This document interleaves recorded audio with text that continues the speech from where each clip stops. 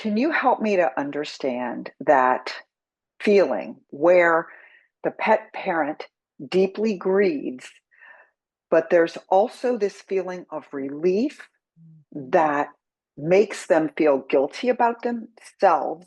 Then it turns into shame.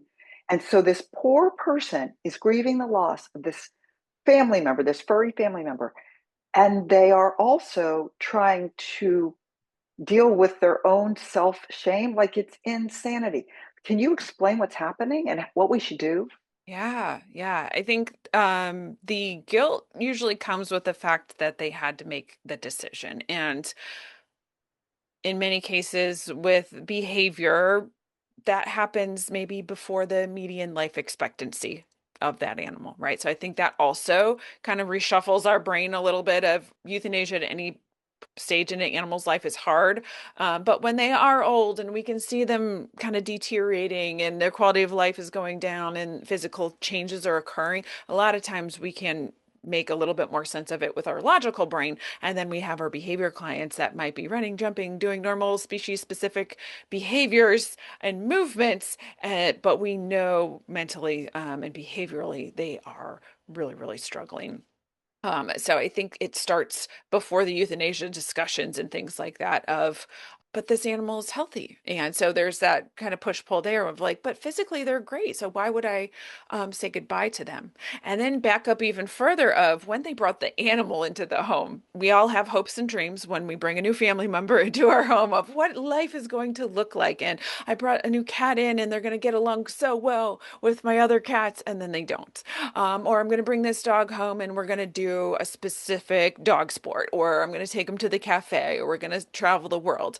And then the animal in front of us that we have it brought into our home is not in alignment with what those hopes and dreams are. Most of the clients that I work with, they have been grieving the life they wish they had with their pet for a very long time. So when you start to think about that kind of cumulative grief of as they start to realize, oh, my pet has special needs, their needs are different from what these hopes and dreams are. That was grief back then. That was the loss of that ideals of that life that they were hoping for with this animal. And then you fast forward to all of the time, money, energy, emotions spent trying to help the animal at least be the best version of themselves and realizing that might not be attainable, right? And so then it's just a very long drawn out grief experience, and then you get to that end where you have some weight lifted off, and then you're guilty because, well, the only reason I feel better is because my animal is no longer here, and I shouldn't feel good about that. Understand that